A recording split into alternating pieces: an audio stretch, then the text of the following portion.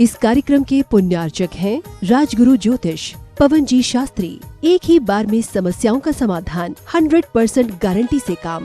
Family problems, business धंधे में नुकसान, शादी सगाई में रुकावट, फंसे हुए पैसे, डिवोर्स समस्या एवं अन्य समस्याओं के समाधान के लिए संपर्क करें 8209931336 9737202129।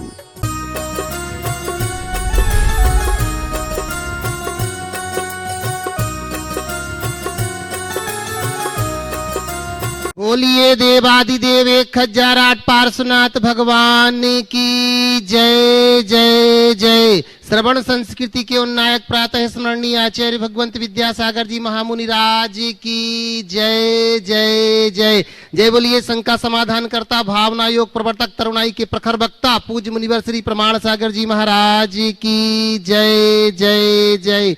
मुनि संघ की जय जय जय।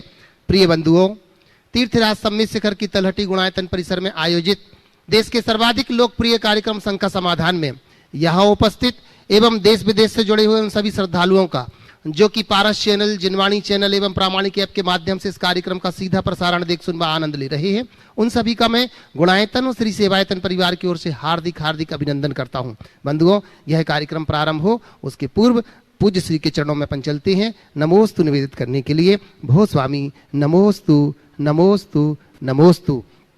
बंधुओं, हमें बड़ी प्रसन्नता है, जैसे कि आपको विदित ही है कि गुणायतन में एक विशेष एक ऐसा आयतन बनने जा रहा है जहां पर कि बंधुओं अपन साक्षात गुणस्थान को यहां देख सकते हैं, 14 गुणस्थानों को अपन देख सकते हैं। साथ ही साथ बंधुओं, क्या होता है समवसरण, कैसी खिड़ती है दिव्य ध्वनि, ये सारी की सारी चीजें आप देखेंगे बंधुओं, यहां पर जीवंत देखने में आएगी वह आयतन, जिसके लिए अनेक लोग अपनी सहभागिता दे रहे हैं। आज गुणायतन से जुड़ने वाले नए सदस्य के रूप में बंधुओं, गुप्त रूप से जबलपुर से जुड़े हुए हैं श्रीमती कमलाबाई जी जैन, विजय माया जी जैन दमोह से। दूसरा, जोरदार ताली बजा करके हम उनको अभिनंदन करते हैं। एक जबलपुर से गुप्तदान के रूप में आए हैं, उनके लिए भी बहुत बहुत धन्यवाद। वहीं बंधुओं, जिन्होंने स्वर्ण दान के रूप में यहाँ पर जो पंचायतन शैली का जिनालय बन रहा है उसमें अपना स्वर्ण अंगूठी समर्पित की है, ऐसे श्री विजय माया जैन, तन्मय तरुण युग पर्व जैन दमोह से जोरदार ताली बजा करके हम इनका अभिनंदन करते हैं। बंधुओं, आपको विदित ही है पूज्य श्री ने हम सब पर उपकार किया है। अभी तक हम दूर बैठ करके भावना योग का आनंद ले रहे थे,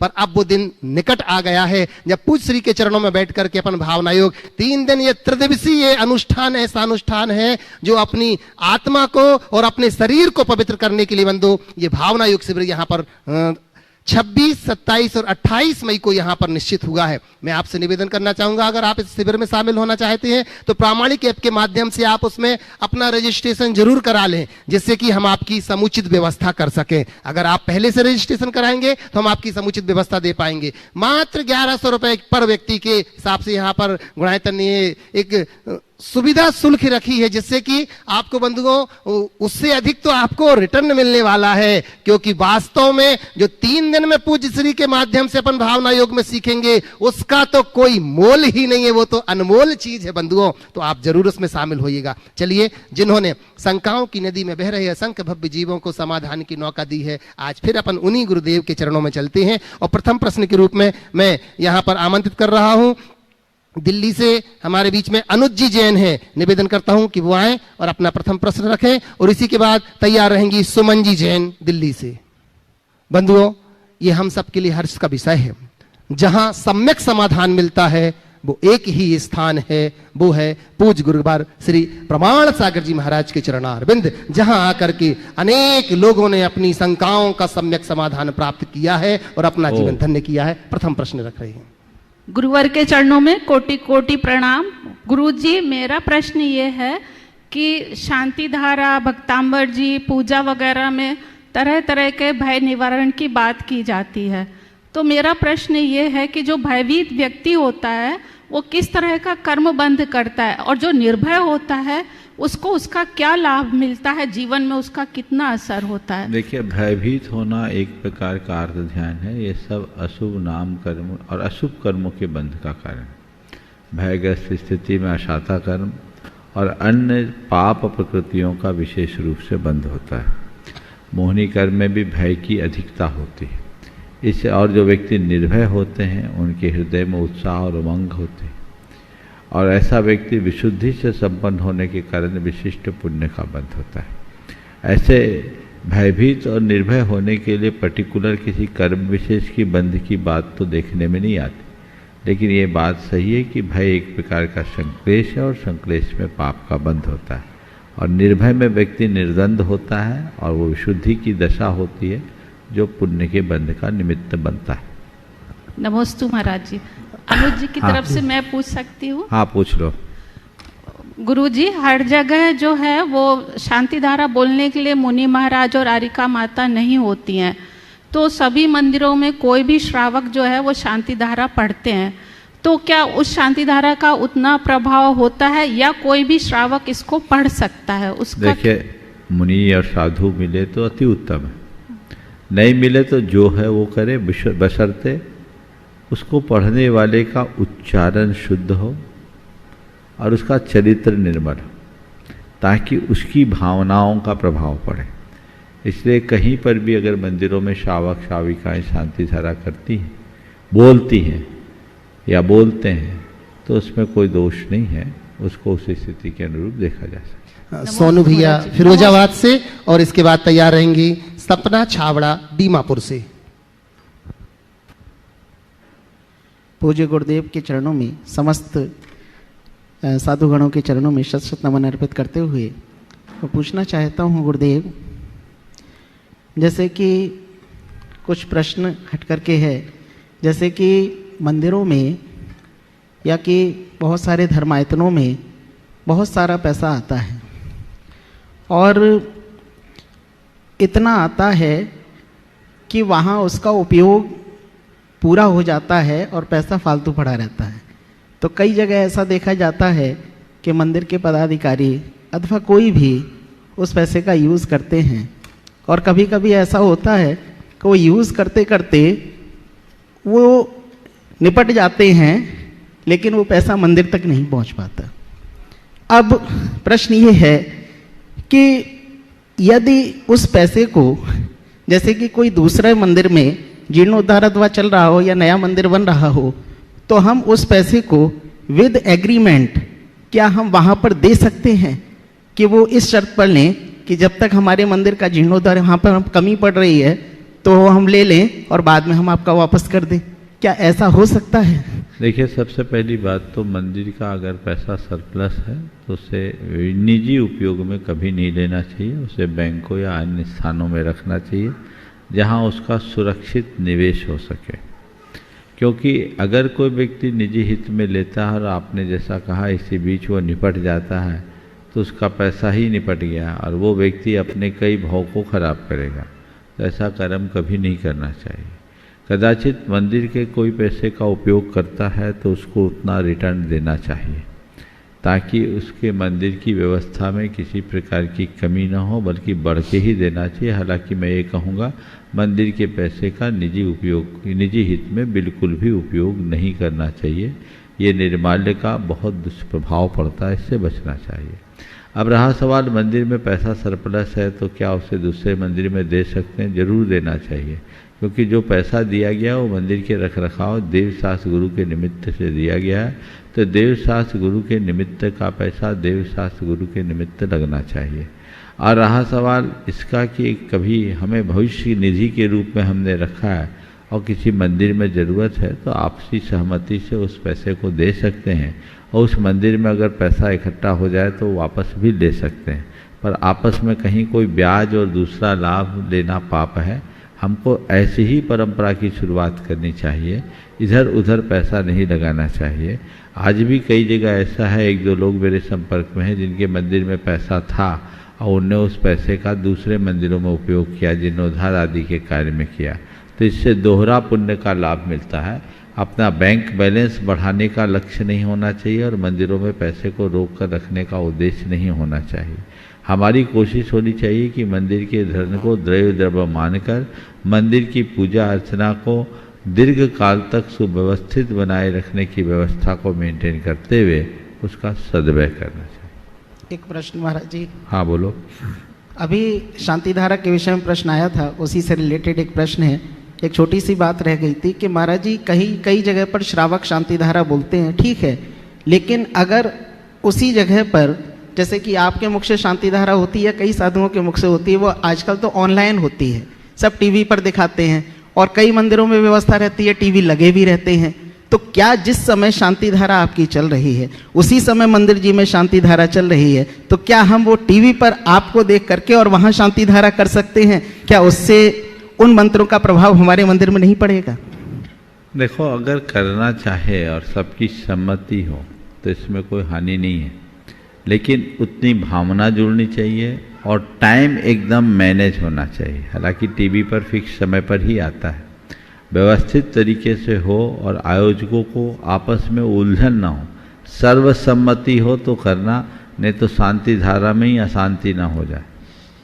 नमोस्तु महाराज। लीजिएगा सपना जी छावड़ा दीमापुर से, और इसी के बाद तैयार रहेंगे सुनील कुमार जी धानुका। नमोस्तु महाराज। महाराज, मेरा छोटा सा प्रश्न है कि अगर जब शांति धारा के लिए भगवान विराजमान करते हैं वेदी से और अपन माला फेर रहे हैं तो खड़ा होना चाहिए कि नहीं? माला फेरने से पहले शांति धारा के टाइम को एडजस्ट कर लेना चाहिए। समझ गए? मालूम है कि अब शांति धारा होगी तो माला बाद में फेरो या पहले फेरो। शांति धारा भी हो रही है, मन में विकल्प भी आ रहा है, विनय करना चाहिए। तो अगर कभी बैठ गए तो ठीक है, बैठ करके आप काम करिए, लेकिन आगे से इस बात का ध्यान रखें। सुशील कुमार जी धानुका, और इसी के साथ मैं निवेदन करूंगा हमारे बीच में डॉक्टर वीरचंद जी अग्रवाल, विनीता जी अग्रवाल, ट्रस्टी गुणायतन। गुरुवर जी प्रणाम। मेरा तो प्रश्न सिंपल सा है कि आज के जो समय में व्यस्तता जीवन में जो युवा है, घरों घरों में जो बच्चे हैं, उनकी बहुएं हैं, वो सब इतने व्यस्त है कि अपने धर्म के प्रति कैसे उनका एक इंटरेस्ट जागरण किया जाए, कैसे उनको रोज, ये एक बहुत बड़ा चिंता का विषय है। कभी सोचते हैं तो कभी, जैसे आज हम लोग तीर्थों में जा रहे हैं, कर रहे हैं, लेकिन बच्चों को बोलने से बोलता है कि भाई हम लोग को तो ये है, जॉब में है, चाहे जो भी है, तो उसका थोड़ा थोड़ा सा अपने लोग को बहुत जरूरी है। इसके पीछे व्यस्तता कारण नहीं है, व्यस्तता की वजह से लोग आ जा नहीं पाते, ये गलत बात है। रुचि के अभाव में लोग नहीं आते जाते। आज के युवाओं को जो लोग बहाना बनाते हैं उनसे बोलो डेली क्लबों और सोसाइटियों के लिए उनके पास कितना समय रहता है, और आउटिंग के लिए, घूमने फिरने के लिए लोग 8-8, 15-15 दिन के लिए घर से बाहर चले जाते हैं। आज की जितनी भी युवा पीढ़ी है, यंग जनरेशन है, बहुत घुमंतु हो गई, इधर उधर जाते हैं तो सब भूल जाते हैं। तो इसमें हमें उनकी व्यस्तता बाधा नहीं है, उनकी रुचि बाधा है। हमें उनकी रुचि को जगाना चाहिए। अगर रुचि जाग जाए तो वो बच्चे भी आते हैं, और उस रुचि को जगाने के लिए हमें धर्म के आध्यात्मिक स्वरूप से उनका संबंध जोड़ना चाहिए। उनके अंदर ये भावना जगाना चाहिए कि अपने जीवन को व्यवस्थित जीने के लिए हमें धर्म का क्या स्थान है, हमें अपने जीवन में धर्म और अध्यात्म को कैसे लाना चाहिए। ये चीज़ें जब आए और उनको ये लगे कि एक प्रैक्टिकल लाइफ की को मेंटेन करने के लिए सबसे ज़्यादा ज़रूरत है, तो बच्चों की न केवल रुचि बढ़ेगी, अपितु वो अपनी सहभागिता भी बढ़ाए।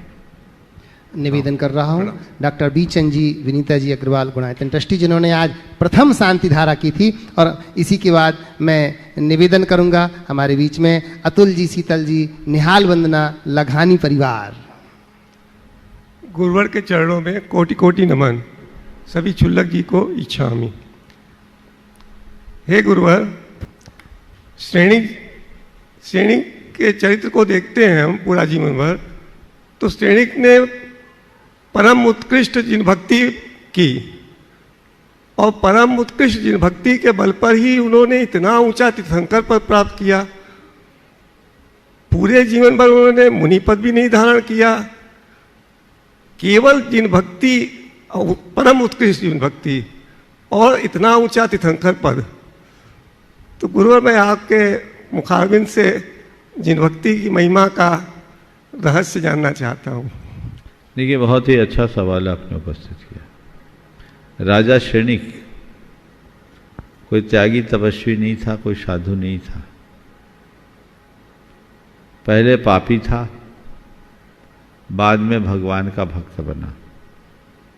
पापी होने के कारण उसे नरक जाना पड़ा, लेकिन अपनी भक्ति के बदौलत उसने अपने नरक की सजा को भी कम कर लिया और आने वाले युग जन्म में उसे तीर्थंकर बनना है। ये भक्ति का सबसे अच्छा भक्ति के महात्म का सर्वोत्कृष्ट उदाहरण है। राजा शैणिक ने भक्ति की। हमारे शास्त्रों में ऐसा लिखा है कि संसार की विच्छत्ति के कारण क्या है। द्वादशांगावगमः तत्तीव्र भक्ति केवली समुद्घात परिणामश्चेति संसार विच्छित्ते कारणम। द्वादशांग का ज्ञान और भक्ति यह संसार की विच्छित्ति का कारण है।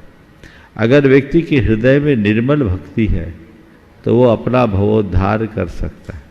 हम लोग तीर्थंकर प्रकृति के बंध के कारण में 16 कारण भावना बोलते हैं। उनमें अरहत भक्ति, आचार भक्ति, बहुश्रुत भक्ति, प्रवचन भक्ति, 4 तो भक्ति है, यानी 25% तो भक्ति ही है। भक्ति की अपार शक्ति है और भक्ति को सम्यक्त कहा। अरहंते सुभक्ति सम्मतम। अरहंत भगवान के प्रति उत्पन्न सुभक्ति सम्यक्त है। तो भक्ति भाव विशुद्धि युक्त अनुराग वाली होनी चाहिए। अगर हमारे हृदय में ऐसे अनुराग का भाव होगा तो भक्ति उमड़ेगी और भक्ति से आत्मा की शक्ति भी विकसित होगी। गुरुवर, एक प्रश्न मेरी पत्नी का बहुत दिनों से है, ये कह नहीं पा रही, मैं एक प्रश्न रख लूँ आपके सामने? बोलो, जल्दी से बोलो। मेरी गुरुवर का प्रश्न है कि धर्म पत्नी शब्द क्यों है? बिल्कुल, बहुत अच्छा सवाल है। धर्म पत्नी को धर्म पत्नी क्यों कहते हैं? क्योंकि गृहस्थों का धर्म पत्नी से जुड़ने के बाद ही होता है। समझ गए? आपके विवाह का नाम धर्म विवाह है। और विवाह क्यों करते? धर्म के लिए विवाह करते हैं। धर्म, अर्थ, काम और मोक्ष, इन 4 पुरुषार्थों में गृहस्थों के लिए 3 पुरुषार्थ बताए गए। धर्म का, अर्थ और काम, इन तीनों पुरुषार्थों की मूल पत्नी है। समझ गए? ऐसा कहा गया कि भार्या मूल त्रिवर्गस्य है। भार्या पत्नी त्रिवर्ग की मूल है। अर्थात पत्नी से नहीं जुड़ेगा तो व्यक्ति अपने संयम साधना को नहीं पाल पाएगा। तो आप अपनी पत्नी आपके बाजू में है, तो जब भी पत्नी को देखो तो धर्म को भी देखते रहना। इसलिए पत्नी के नाम के साथ धर्म पत्नी है, क्योंकि पत्नी पति को धर्म लगाती है। धर्म पति नहीं होता, पत्नी धर्म पत्नी होती है और उसके कारण वो धर्म से लगा रहता है। धर्म विवाह भी इसीलिए कहा गया है। आप अपने पति धर्म का पालन करें, पत्नी अपने पत्नी धर्म का पालन करेगी। और जितने भी धार्मिक अनुष्ठान है वो जोड़े को ही मिलता है, सिंगल को नहीं मिलता। क्यों नहीं मिलता? यही तो विवाह जैसी संस्था की महत्ता है और यही उपयोगिता है। इससे हमारी सामाजिक मर्यादाएं बनती है और आने वाली संतति का भविष्य संवरता है। इसलिए धर्म पत्नी को धर्म पत्नी कहते हैं। नमस्ते महाराज जी। नमस्ते। अतुल शीतल निहाल वंदना लाघानी परिवार गुणायतन शिरोमणि संरक्षक। और इसके बाद बंधुओं में निवेदन करूंगा, हमारे बीच में कोलकाता से IAS सुश्री अहिंसा जी यहाँ पर उपस्थित, जो हमारे समाज के गौरव हैं, वो अपना प्रश्न रखेंगी। अहिंसा जी। गुरुदेव के चरणों में कोटि कोटि नमोस्तु नमोस्तु नमोस्तु। और शोलक महाराज जी के चरणों में इच्छा में। गुरुदेव, मेरा प्रश्न ये है कि कमंडल की चोंच पीछे क्यों रखते हैं? कमंडल में चोंच नहीं होती, इसको टोंटी बोलते हैं। क्या बोलते हैं इसको? टोंटी। हाँ, गुजराती में चोंच होगी। तो कमंडल की जो टोंटी होती, क्या बोलेंगे उसको आप? टोंटी। हाँ एकदम।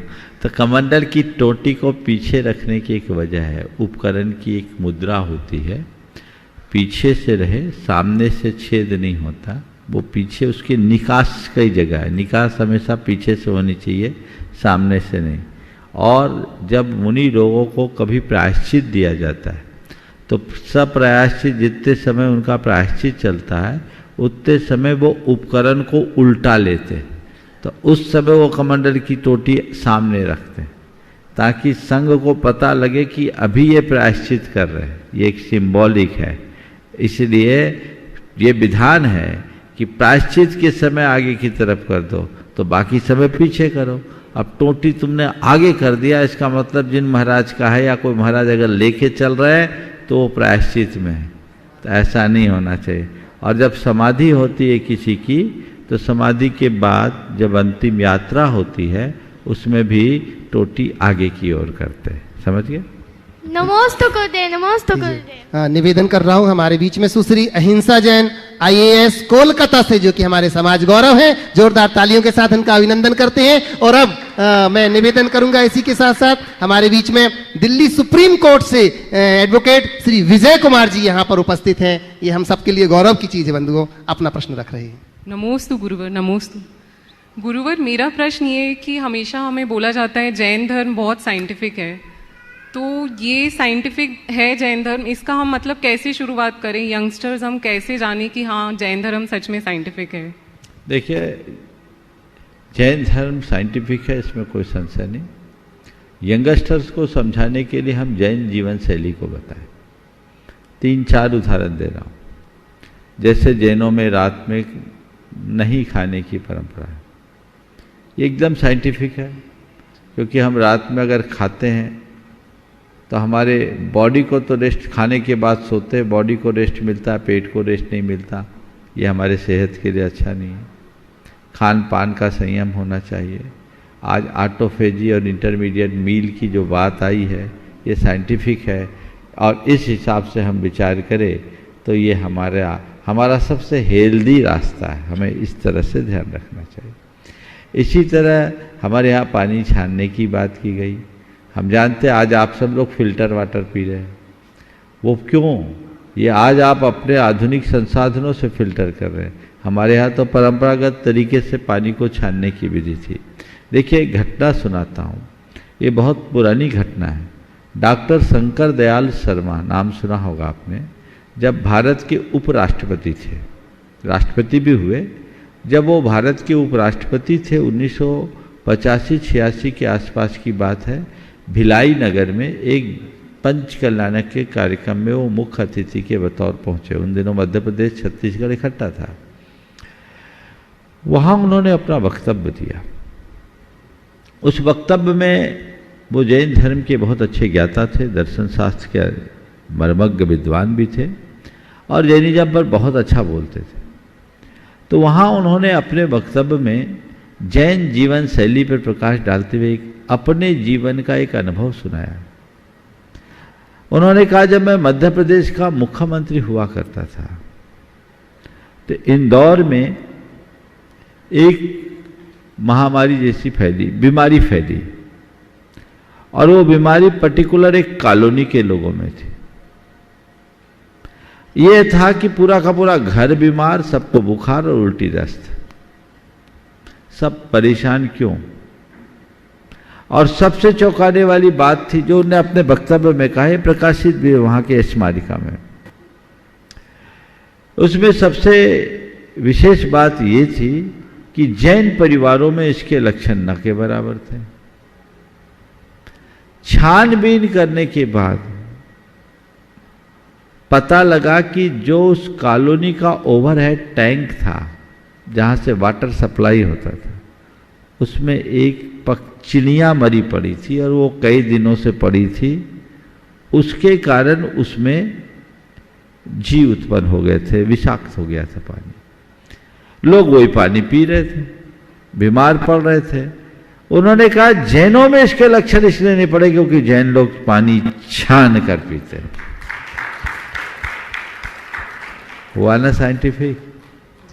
इसी तरह कोरोना काल में भी हम लोग देखो, हमारे यहाँ जितने छुआछूत की बात करते हैं, कोरोना काल ने बता दिया ना कि थोड़ा डिस्टेंस मेंटेन करके चलना चाहिए। जैन जीवन शैली अहिंसा मूलक आचार को अपनाने की प्रेरणा देते हैं। इस अहिंसक आचार से हम अपने सेहत को संभाल सकते हैं।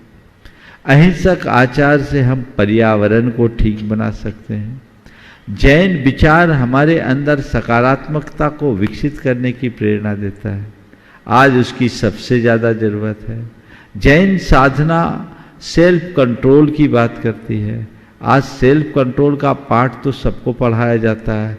आप जैसे लोगों को ट्रेनिंग में भी ये बातें बताई जाती कि नहीं? बताई जाती। इमोशंस पर कंट्रोल आज जरूरी है कि नहीं? लाइफ में एक बैलेंस लाइफ जीना आज की आवश्यकता है कि नहीं?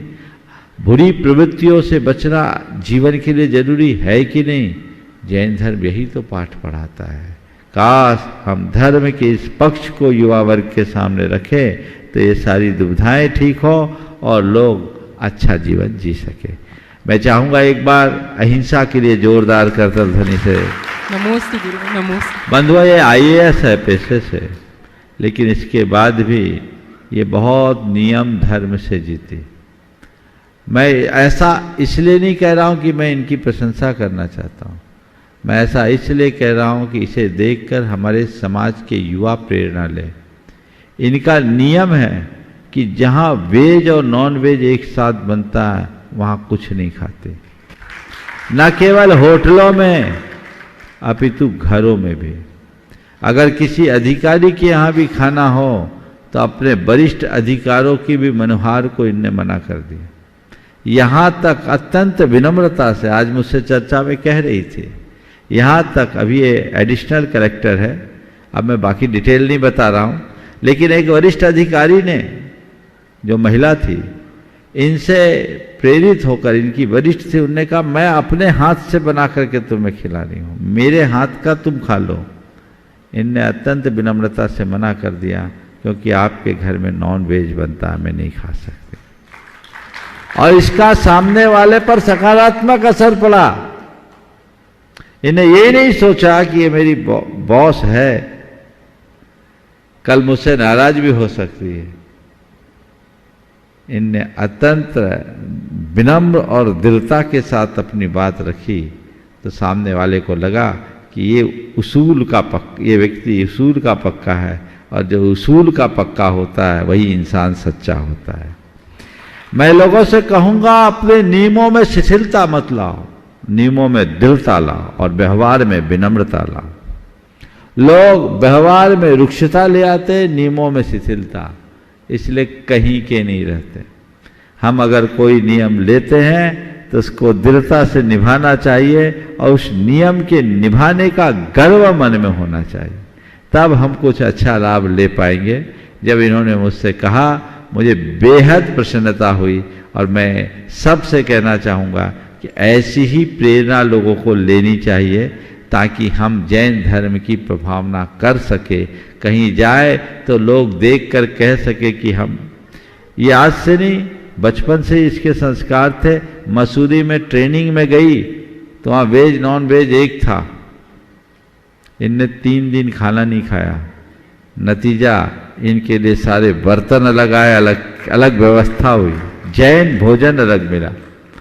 तो मनुष्य के अंदर दृढ़ता हो तो सारे रास्ते निकलते हैं। आज के लोगों के जैसे नहीं कि हमारा तो सब चलता है कहकर वो धर्म को ही चलता कर देते हैं। ऐसा मत करो, चलता है नहीं, हमारे अंदर दृढ़ता होनी चाहिए। बहुत बहुत आशीर्वाद। नमोस्तु गुरु। लीजिएगा, बड़े सम्मान के साथ मैं आमंत्रित कर रहा हूं सुप्रीम कोर्ट से एडवोकेट श्रीमान विजय जी दिल्ली से, और इसी के बाद निवेदन करूंगा माननीय NL जैन साहब, गुणायतन कोषाध्यक्ष। नमोस्तु नमोस्तु नमोस्तु गुरुवर। गुरुवर, प्रश्न तो नहीं है, गुरुवर प्रश्न तो नहीं है, मार्गदर्शन के लिए कुछ निवेदन है। साधारणतः ऐसा देखने में आता है, जो शायद मेरे साथ भी बहुत ज़्यादा है, कि सोच बहुत सकारात्मक ना होने की वजह से, हाँ बोलो, सोच बहुत सकारात्मक ना होने की वजह से दिमाग में आलतू फालतू की चीज़ें बहुत आती हैं। उसका एक प्रभाव ये होता है कि आवश्यकता अनुसार जो समय पर ये चीज़ें याद आनी चाहिए वो याद नहीं आती। इस सोच को सकारात्मक बनाने के लिए और ऐसी भूलने की प्रवृत्ति ना हो, रोज़मर्रा में क्या प्रयास करना चाहिए? देखिए, बहुत अच्छा सवाल आपने किया। सवाल क्या, एक समस्या रखी है, और ये समस्या आपकी नहीं सबकी है। दिमाग में जब अतिरिक्त दबाव होता है तो हम बहुत सारी चीज़ें भूल जाते हैं, और लोगों के मन में फालतू विचार ज़्यादा कौंधते हैं। बिना मतलब की बातों में लोग अपना जी ज़्यादा उलझाते हैं। हमें प्रयोजन से प्रयोजन रखना चाहिए, और इससे बचने का बड़ा सरल उपाय है नियमित भावना योग। भावना योग करें, और बार बार भावना योग, संपूर्ण भावना योग के साथ ये कमांड दें, मुझे प्रयोजन से प्रयोजन रखना है। देखो, अभी अहिंसा बहन यहाँ बैठी थी, इसने एक और कमाल किया है। ये कहती है मेरी यूपीएससी में सिलेक्शन में भावना योग मददगार बना, भावना योग की है। अपना एक्सपीरियंस एक बार बता दो, लोगों को प्रेरणा मिलेगा। एक बार मैं चाहूंगा फिर से आ जाओ। ये आईएएस की परीक्षा में उत्तीर्ण हुई और इन्होंने अपने अभी इनके मुख से सुनेंगे तो अनावश्यक विचारों को अपने दिमाग से हटाना है, भावना योग कीजिए। और एक कमांड अतिरिक्त जब भी खाली है, मुझे प्रयोजन से प्रयोजन रखना है, काम से काम रखना है, तो आपके मन में अतिरिक्त बातें नहीं आएगी और आप अपने आप को संभाल सकेंगे। हाँ। नमोस्तु। मैंने यूपीएससी के 6 अटेम्प्ट दिए हैं और 5 इंटरव्यू दिए और बार बार इंटरव्यू में फेल हो रही थी। कुछ समझ नहीं आ रहा था कि इतनी मेहनत कर रही हूँ फिर रिजल्ट क्यों नहीं आ रहा है। फिर जब मुझे महाराज जी का भावना योग का पता चला तो मैं नियमित रूप से भावना योग करती थी और उससे मेरी प्रिपरेशन बहुत ही मतलब मोटिवेटेड हो गई थी मैं कि हाँ मैं कर सकती हूँ। वरना इतने बार ऊपर तक जाना और वापस फेल हो जाना तो उससे कहीं ना कहीं डीमोटिवेशन आ जाता है। तो गुरुवर का जो भावना योग था इससे बहुत पॉजिटिव था कि ठीक है मतलब हो जाएगा। तो खुद के अंदर ही एक पॉजिटिव एनर्जी डेवलप होने लगी और उसकी वजह से गुरुवर फिर रिजल्ट बहुत नमोस्तु गुरु। हाँ। माननीय एनएल जैन साहब गुणायतन कोषाध्यक्ष, और इसके बाद मैं पूज्य शुल्लक श्री सुभग सागर जी महाराज जी से निवेदन करूंगा। पूज्यवर नमन वंदन मंचासीन सभी महाराजों को इच्छा में। महाराज से आज बुद्ध पूर्णिमा है और मेरा प्रश्न इसी संबंधित है कि महात्मा बुद्ध के दर्शन और भगवान महावीर के दर्शन में समानताएं क्या है? देखिए, भगवान महावीर और गौतम बुद्ध दोनों समकालीन थे और समकालीन होने के साथ दोनों निर्वृत्तिवादी थे। दोनों को श्रमण संस्कृति का नायक माना जाता है। जैन और बौद्ध दोनों परंपरा को श्रमण परंपरा में के अंतर्गत माना जाता है, लेकिन दार्शनिक दृष्टि में मौलिक अंतर था। बौद्ध शून्यवादी थे, वो क्षणिक एकांती थे, और भगवान महावीर ने जो वस्तु का स्वरूप बताया वो अनेकांतात्मक बताया। जैन धर्म के अनुसार वस्तु नित्य परिणामी है और यही व्यवहारतः सत्य है। अहिंसा मूलक आचार की जो व्यवस्था भगवान महावीर ने दी, बुद्ध की करुणा से बहुत सूक्ष्म है। बौद्धों के यहाँ कालांतर में मांस भक्षण स्वीकार हो गया, जैन धर्म में उसका नाम लेना भी पाप माना गया। ये मौलिक अंतर। नमस्ते महाराज श्री लीजिएगा। और मैं निवेदन कर रहा हूँ पूज्य लक्ष्य श्री सुभग सागर जी महाराज से। बंधु, मैं आपसे कहना चाहूंगा कि अभी आपने देखा, बहन अहिंसा के से सुना भी आपने कि जब अगर हम पीछे की ओर जा रहे हैं तो आगे की ओर बढ़ने में क्या सहायक हुआ, वो और कुछ नहीं, वो था भावना योग। मैं आपसे फिर निवेदन कर रहा हूं, आगामी 26, 27, 28 मई को यहां पर पूज्य गुरुदेव के चरण सानिध्य में बैठ करके हम उस भावना योग को समझ पाएंगे और अपने जीवन में आत्मसात कर पाएंगे। जिन लोगों ने अभी तक रजिस्ट्रेशन नहीं कराया है वो बंधुओं प्रामाणिक ऐप के माध्यम से अपना रजिस्ट्रेशन जरूर करा लें, जिससे कि गुणायतन आपकी समुचित व्यवस्था दे सके। निवेदन कर रहा हूं पूज्य शुल्लक श्री सुभग सागर जी महाराज जी से। परम पूज्य मुनिवर श्री के चरणों में बारंबार नमोस्तु नमोस्तु नमोस्तु। महाराज जी, एक स्थान पे ऐसा पढ़ने आया था कि संलेखना संबंधी कि मुनिराज जैसे दीक्षा ग्रहण आदि करते हैं तो उसके दीक्षा के उपरांत ही उनकी संलेखना प्रारंभ समाधि प्रारंभ हो जाती है प्रतिदिन। तो इस संबंध में हम जानना चाहते हैं। नमोस्तु। देखिए, 2 प्रकार की संलेखना है, एक काय संलेखना है, कषाय संलेखना। काय संलेखना तो अंत में होती, कषाय संलेखना तो हर पल होनी चाहिए। हम अगर साधु हैं या गृहस्थ, जो भी एक साधक है उसे अपनी कषायों के शमन के लिए सतत सचेष्ट रहना चाहिए और उसके लिए अभ्यास जारी रखना चाहिए। और ये अभ्यास अगर हमारा जारी रहेगा तभी हम संलेखना समाधि में सफल हो पाएंगे, उसका आशय है। और अब मैं निवेदन कर रहा हूँ पूज्य लक्ष्य श्री चिद्रूप सागर जी महाराज जी चरणों में वंदन करते हुए निवेदन कर रहा हूँ। पूज्य मुनिवर के चरणों में कोटि कोटि नमोस्तु। महाराज जी, कषाय 4 होती हैं, क्रोध मान माया लोभ। तो व्यक्ति को अपनी क्रोध कषाय समझ में आ जाती है अपनी क्रियाओं से, और मान कषाय भी उसकी वाणी से, बॉडी लैंग्वेज से समझ में आ जाती है, और लोभ कषाय भी की चीज़ों के प्रति बहुत आसक्ति है, उससे समझ में आती है। लेकिन मायाचार कषाय कैसे समझ में आए और उससे क्या लक्षण होते हैं और उससे कैसे बचें? माया बड़ी प्रचंड कषाय, वो मन के निगूढ़ किले में छिपी रहती है। वो खुद तो महारानी की तरह बैठी रहती है और अन्यों से अपना काम कराती है। माया को पकड़ना कठिन होता है, लेकिन हम देखें तो माया के कारण क्रोध, मान और लोभ तीनों पुष्ट होते हैं। इसलिए माया है ही कुटिलता। माया दिखती नहीं, मायाचार दिखता है। तो मायाचार से हम व्यक्ति के मन की माया को पकड़ सकते हैं। अभिमान को, लोभ को कदाचित जल्दी पकड़ा जा सकता है, लेकिन माया को पकड़ने में यही कठिनाई। और अब मैं निवेदन कर रहा हूँ पूज्य श्री समादर सागर जी महाराज के चरणों में वंदन करता हूँ। भगवान आपके चरणों में कोटि से नमोस्तु। प्रश्न ये महाराज जी कि हम लोग जब बीच में बिहार के काल में जब अस्पताल में गए थे तो वहाँ देखा कि 6 महीने का बच्चा है, उसको डायबिटीज़ है, साल भर का बच्चा है, उसको बीपी की बीमारी है। ऐसी महाराज जी घर में जब भोजन करते हैं, 8 लोग हैं, तो भोजन तो सब एक ही करते हैं घर में जो बनता वो, लेकिन सभी को बीमारी अलग प्रकार की होती है। किसी को शुगर की है, डायबिटीज़ है, कोई कैंसर का मरीज है।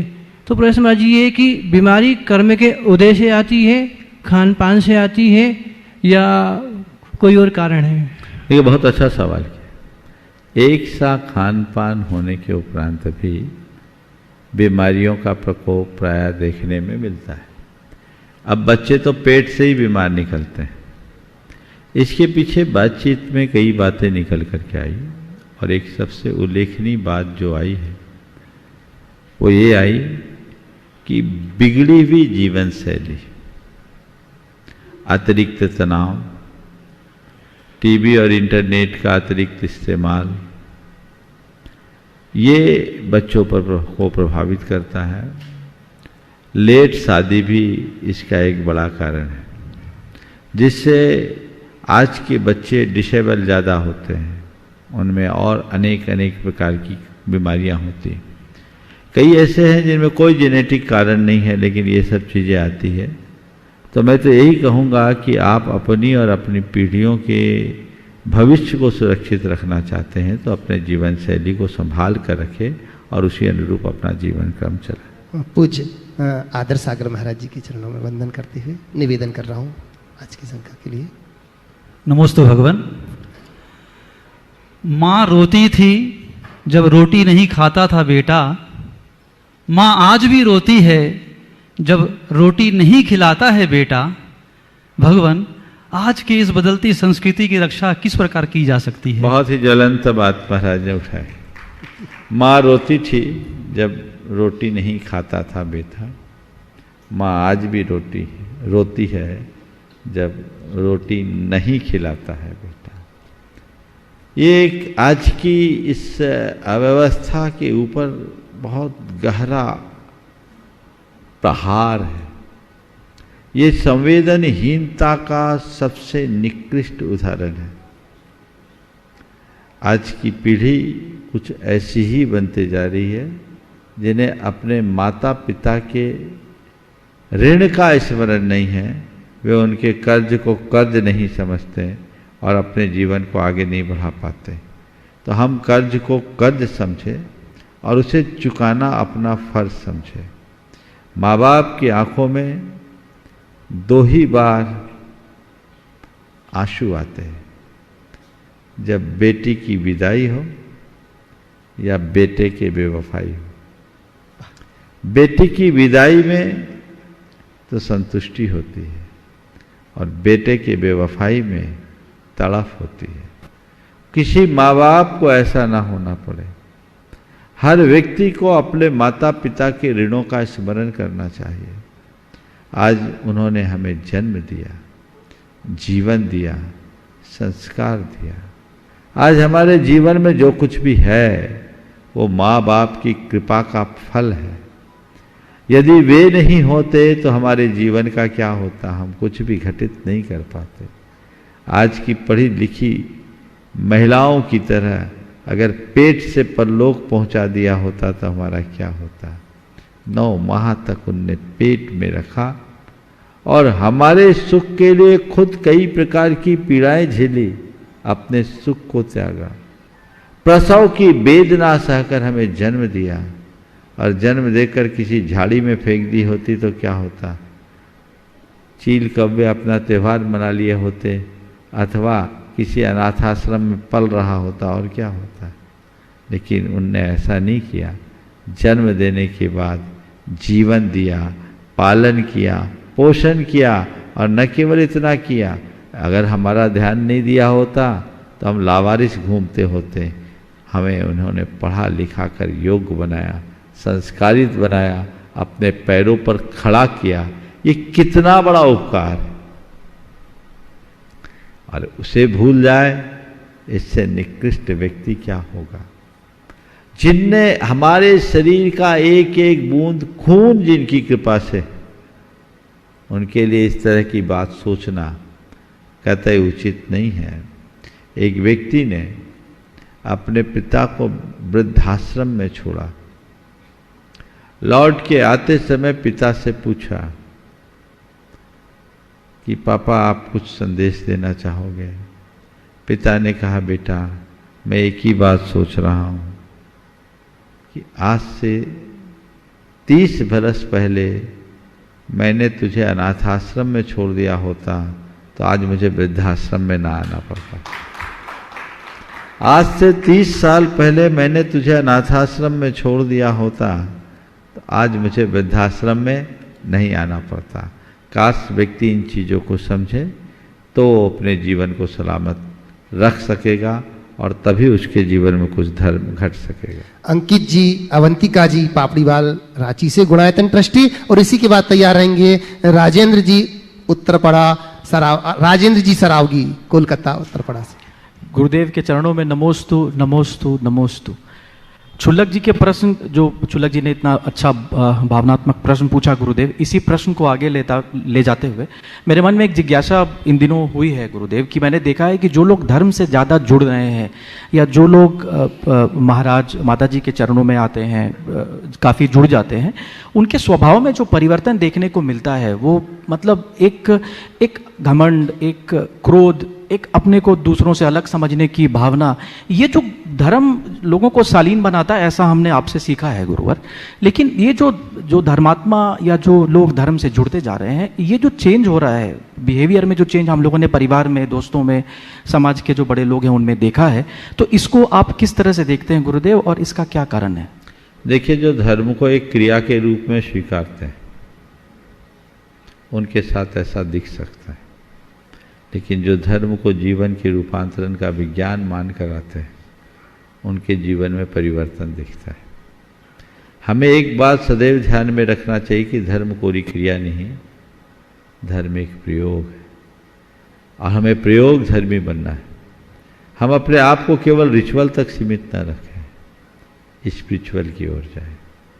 प्रायः लोग परंपरावादी होते हैं और धर्म करते हुए भी एक प्रकार की आत्ममुग्धता में जीते हैं। मैंने पूजा कर लिया, पाठ कर लिया, दान कर लिया, व्रत कर लिया, उपवास कर लिया तो कृतार्थ हो गया और उससे वो अपने आप को धन्य महसूस करते हैं। निश्चित धर्मी जीव ऐसा करता है, लेकिन ये तो ऊपर की क्रिया है। असली धर्म तो भीतर है, वो नहीं घटा तो कुछ नहीं हुआ।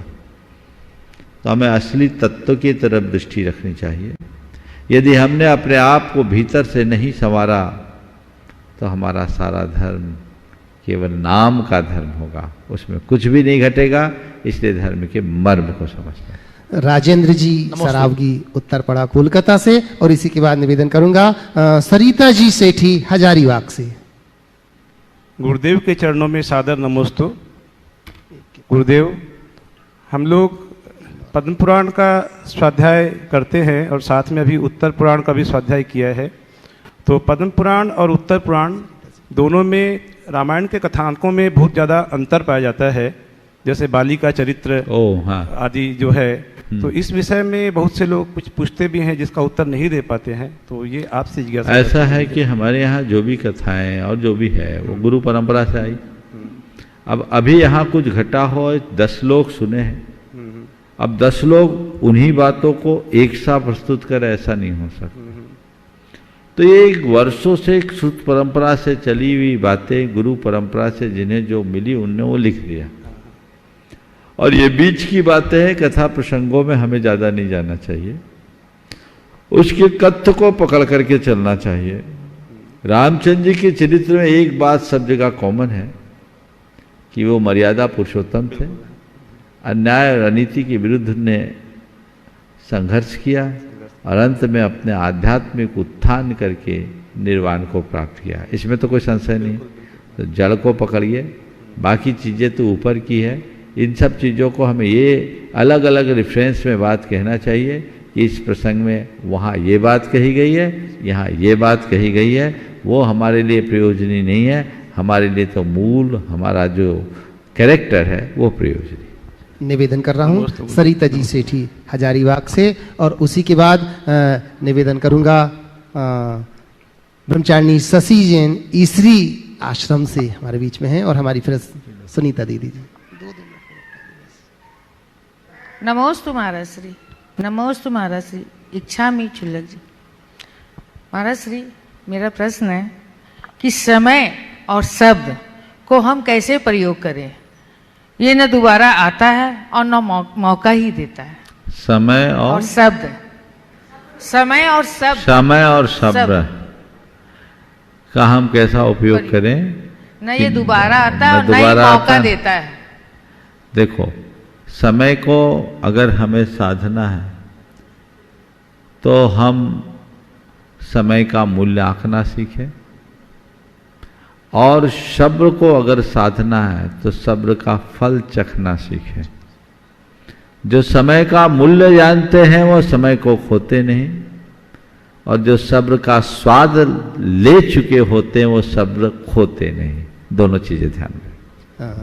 नमोस्तु महाराज जी, छोटा सा एक प्रश्न मेरा पोता। हाँ बोलो। नमोस्तु महाराज जी। महाराज जी, मेरा प्रश्न ये है कि मैं जब भी पढ़ने या किसी और चीज़ में बैठता हूँ तो मैं एक चीज़ में कंसंट्रेट नहीं कर पाता हूँ ध्यान से, मतलब दिमाग इधर उधर ये चला ऐसे समय में जब भी मन इधर उधर भटकने लगे, आंखें बंद करो, गहरी सांस लो, ओ ऐसे करके 3 बार या 5 बार उच्चारण करो, तो धीरे धीरे कंसंट्रेशन बढ़ेगा। प्रतिश्राविका शशि जी ईश्वरी आश्रम से, फिर निवेदन करूंगा मैं ब्रह्मचारिणी सुनीता दीदी जी बांसा। महाराज जी, इच्छामी महाराज शुल्लक महाराज जी को नमो।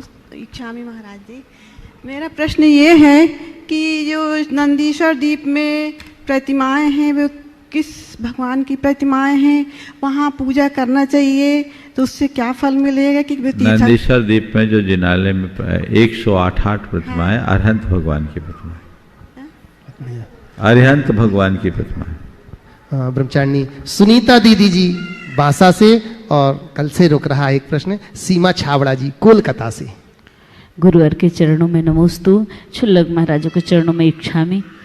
महाराज जी, हमारा प्रश्न है, जैसे कोई का मरण होता है तो जैसे किसी का मरण होता है तो उसमें जैसे सुबह गए उनका अंतिम संस्कार करने, दोपहर में या शाम को उनका अंतिम संस्कार करने गए, तो फिर सूतक कितने टाइम का लगेगा? रात्रि बीतने तक। रात्रि बीत जाने के बाद सूतक खत्म। तो रात को 10 बजे भी संस्कार करके आया तो सुबह सूर्योदय के बाद, रात्रि बीतने के बाद वो सूतक खत्म। नमस्ते। सीमा जी छावड़ा कोलकाता से, और फिर मैं निवेदन करूंगा हमारे चुल्लक जी स्वरूप सागर जी महाराज के चरणों में वंदन करती हुई। गुरुदेव के चरणों में मेरा, मेरे परिवार की तरफ से, संसार के सभी जीवों की तरफ से कोटि कोटि नमोस्तु। मंचासीन चुल्लक जी महाराज जी के चरणों में इच्छामि इच्छामि इच्छामि। महाराज जी, बहुत से लोग नियम लेते हैं कि आज के लिए मैं नियम लेते हूँ कि जो भी खाने में, लेने में, ओढ़ने में, बिछाने में जो भी प्रयोग आएगा उसका छूट है, बाकी सभी परिग्रह का त्याग है। तो ये नियम कहाँ तक सही है? एक ने कहा कि डॉक्टर साहब मुझे खाने के बाद भूख नहीं लगती और सोने के बाद नींद नहीं है। डॉक्टर भी बहुत समझदार था, उसने कहा कोई बात नहीं, एक दवाई दे देता हूँ। बोले बोलिए। बोले दवाई लो, सोने के बाद और उठने के पहले खाना। अरे जो चीज खाने में आएगा वही तो खाओगे, इसके अलावा नहीं। ये कैसा त्याग? आप सुनिश्चित कीजिए कि मैं यही खाऊंगा, इसके अतिरिक्त नहीं खाऊंगा। अभिसंदिग्धता विरतिर्विष्याद योग्याद व्रतम भवति। जब तक हम अभिप्राय पूर्वक, इरादा पूर्वक, संकल्प पूर्वक चीजों को नहीं छोड़ते तब तक व्रत नहीं है। ये तो केवल आत्मसंतोष है कि मैंने कोई व्रत पाल लिया, है ना। प्रातःकाली वंदना में ऐसा ही लिखा है महाराज। और लिखा है लोगों ने भावनात्मक दृष्टि से, तो उसमें आज तय कर लो ना कि आज मुझे कितना खाना, 100, 200, 300, 400, 500 कितना खाना है, एक लिमिट तो बनाओ। इसके अलावा नहीं खाएंगे, मिलेगा तो भी कुछ हिसाब लगाना चाहिए। निवेदन। हाँ, अगर कोई व्यक्ति है कि हमारे यहाँ जो प्रयोग में आते हैं उनके अलावा कोई नई चीज नहीं खाएंगे, तो नियम बन सकता है। जो चीजें मेरे खाने में, पहनने में, ओढ़ने में अभी तक प्रयोग में आती रही है, उसके अलावा मैं नहीं ले, तो कम से कम एक लिमिटेशन हुआ कि कोई नई चीज आए तो हम उससे बच गए। क्षुल्लक श्री स्वरूप सागर जी महाराज के चरणों में वंदन करते हुए निवेदन कर रहा हूँ। महाराज के चरणों में बारंबार नमोस्तु। महाराज कल आपने बताया था कि अष्टमूल के अंतर्गत, अष्टमूल गुणों के अंतर्गत कम से कम मध्य मांस मधु और पंच उदंबर फलों का त्याग तो होना ही चाहिए। तो वर्तमान में जो फास्ट फूड का चलन है, जिसमें pizza, burger, Chinese, bakery item, जिनमें कहीं ना कहीं मांसाहारी अवयवों का प्रयोग होता है, तो उनका सेवन करने वाले, बिना विचारे सेवन करने वाले क्या अष्टमूल गुण के त्याग को पालन करने वाले माने जाएंगे? और इनको सेवन करते समय किन बातों का ध्यान रखना चाहिए? देखिए, हमें सबसे पहले तो लोगों को अष्टमूल गुण धारण कराने के लिए संकल्पित करना चाहिए, और उसके बाद हम फास्ट फूड के त्याग की बात न कराएं, उन्हें उनके हृदय में मध्यमांस मधु के त्याग की महिमा की बात सिखाएं। उनको बताएं कि देखो तुम्हारा नियम क्या है और तुमने त्याग क्या किया, उस त्याग का निर्वाह कैसे करना है। अपने जीवन में जो संकल्प लिया है उस संकल्प का दृढ़तापूर्वक पालन करो। एक छोटा सा नियम पूरे जीवन में आमूल चूल परिवर्तन ला सकता है, बदलाव ला सकता है।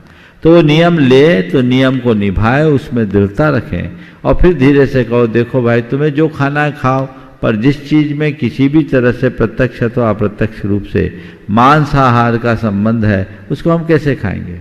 हमारे लिए तो नियम है, तो नियम का ध्यान रखना चाहिए। एक बड़ी पुरानी कहानी है कि एक आदमी का कोई नियम लेने के प्रति रुचि नहीं थी। एक मुनि महाराज ने कहा तो उसने कहा ठीक है नियम में ले लेता हूँ, मैं आज से पत्थर नहीं खाऊंगा। महाराज ने कहा बेटा सोच ले। बोले नहीं महाराज पत्थर नहीं खाऊंगा। उनने नियम दे दिया पत्थर नहीं खाऊंगा। अब पत्थर का त्याग तो उसका सभी त्याग हो गया, अब रोटी कैसे खाए? वो भी तो पत्थर से पीसता है। उसने नियम को निभाया और रोटी खाना बंद कर दिया। पत्थर का त्याग किया, रोटी खाना बंद कर दिया। समझ गए? ये है नियम की दृढ़ता। और एक है हमारा चलता है आलू छोड़े झोल आने दो, तो ये गलत रास्ता मत निकालिए। लोगों को चाहिए कि हमने जो त्याग किया है उस त्याग को हम दृढ़ता से निभाएं, उसमें कोई कोर कसर न रहने दें। तो हम लोगों को उसमें एक सावधानी रखनी। अरे तुम फास्ट फूड छोड़ो, तुम ये त्याग करो, तो उसमें भाग जाएगा। पहले उनको जोड़ो, फिर मध्य मांस मधु जो हमारी मर्यादा है उसका उनको याद दिलाओ, और फिर उन्हें धीरे से बताओ कि इसमें ये चीजें हैं, अब तय करो तुम्हें खाना है कि नहीं खाना। उनके हृदय में ग्लानि का भाव जग जाएगा तो खाने का मन ही नहीं करेगा। और ग्लानि के अभाव में कोई कितना भी दबाव दे, जबरदस्ती छुड़ाए, मन मार के छोड़ेगा और गली निकाल के दौड़ेगा। तो ऐसा काम नहीं होना चाहिए। सही रास्ता निकाल करके काम करे, सही चीज दे, ताकि उनका जीवन अच्छा बन सके। बदली हुई जीवन शैली बहुत गड़बड़ है, और इन्हें केवल मध्यमांस मधु की दृष्टि से नहीं, आहार विज्ञान की दृष्टि से भी बताएं। ये बताएं कि फास्ट फूड और पैक्ड फूड कितना नुकसानदेह होता है। जितने भी पैक्ड फूड है उनसे आप बचिए, उनका परहेज कीजिए। फास्ट फूड का परहेज कीजिए। आज अमेरिका और यूरोप में फास्ट फूड के विरुद्ध एक अभियान चल रहा है। लोग देख रहे मोटापा और कैंसर का बड़ा कारण बन रहा है, लोग उससे परहेज करने लगे। भारत के लोगों को भी समझना चाहिए, अपने सेहत के प्रति जागरूकता आनी चाहिए। ये जागरूकता आएगी तभी कुछ अच्छा हो पाएगा। आज सब लोग आगे बढ़ रहे, खासकर यंगस्टर्स में ये बड़ी बीमारी है कि वो हर चीज़ को एकदम फास्ट फूड और पैक्ड फूड के प्रति उनका बड़ा अट्रैक्शन बढ़ रहा है, तो पूरे शरीर के साथ खिलवाड़ है। लॉन्ग लाइफ और हेल्दी लाइफ के लिए व्यक्ति को सावधान होना जरूरी है। इसी सावधानी से जीवन आगे बढ़ेगा और सुरक्षित रहेगा। समय आप सबका हो गया, यहीं पर विराम। बोलिए परम पूज आचार्य गुरुवर श्री विद्यासागर जी महाराज की जय।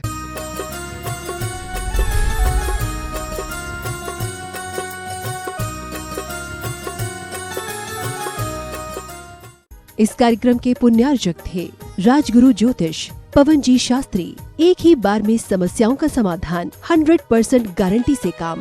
फैमिली प्रॉब्लम्स, बिजनेस धंधे में नुकसान, शादी सगाई में रुकावट, फंसे हुए पैसे, डिवोर्स समस्या एवं अन्य समस्याओं के समाधान के लिए संपर्क करें 8209931336 9737202129।